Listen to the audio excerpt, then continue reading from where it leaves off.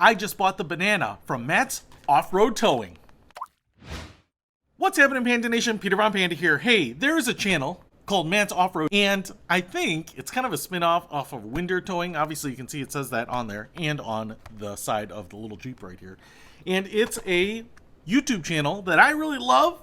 Matt is a guy that does towing, I think, in Utah. So when people take their razors or their pickups or their off-road vehicles out to the desert and get stuck, he goes out there in the banana, which is a 90s Jeep Cherokee, heavily modified, big tires. There's a light bar on it, which is not on here, and goes out and tows them out of their distress. Now, one of the cool things about this is that I've actually learned a lot about off-road recovery. One, that you don't just jerk cars out of the dirt.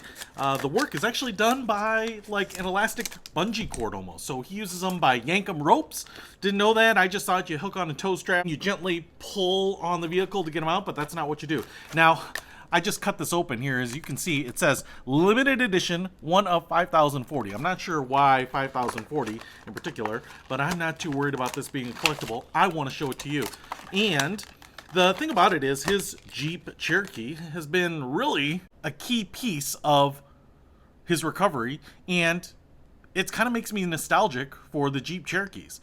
Now, we get this little, looks like die-cast Matchbox car. Let's take a close look at it. The Wagoneer Towing, Matt's Off-Road Recovery Jeep Cherokee here. It's about the same size as any typical Matchbox Hot Wheels car. It's got nice weight to it because of its die-cast construction. As you can see, the paint scheme seems just about right, that bright yellow. And it's got Hurricane Utah on the side there, the phone number, Wagoneer Towing, Off-Road Recovery. Certainly looks like the real deal, and they've got the right generation of Jeep on there. The cool thing about it is, you know, I guess these are the standard headlights, but one of the things that I noticed is that he's upgraded to like LED headlights on the front. This also has a winch, it looks like, right up front, which is funny because he doesn't run a winch. He puts that on because he doesn't like the extra weight of carrying a winch around, although I feel like it would be insignificant. So kind of cool that it looks like that. It also looks like he's got about the right tires and wheels on here. You know, I think he just put bead locks on there, but kind of big, oversized wheels. Even the bottom here, you know, I don't know if they fabricated this specifically for these guys, but it certainly looks to be about the same. I'm hoping that they had kind of a standard Jeep off-road lift kit model that they just based everything off of. I hope so. And then there is a hitch on the back, which I don't see right here. And then the light bar was like really far back. I think it was because it was kind of like a police light bar. He does have a light bar, but it's much further forward. And I don't remember if it was this model. I kind of think it was, but he kind of put it out there on his YouTube channel. Like, do I leave the light bar even though it's not in the right position? I think overwhelmingly people said, remove it. I kind of liked it, but I get why it was gone. You can see these two black stripes on here. He took those off of a Corvair and put these louvers on the hood to help, you know, vent off the heat because the engine is under such load. So it's kind of funny and nice that you have those two black strips there to kind of mimic that. Now, it looks to me like the hood is almost separate. I don't know, there's a separation there and it looks like it kind of moves. Woohoo! Got it. So the hood does open up. You can see in there.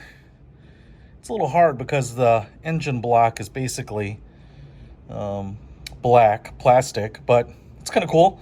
There are many times in the videos where the hood is up. Pretty awesome. Makes me feel like I'm part of Matt's recovery. Off-road recovery, that is. Hey, if you want to pick this up, I definitely think that you can still get them. It wasn't inexpensive. You know, Matchbox cars anywhere from $3, $4, $5. This is like $25 or something like that. But it helps support their channel. They are growing and doing great things, that's for sure.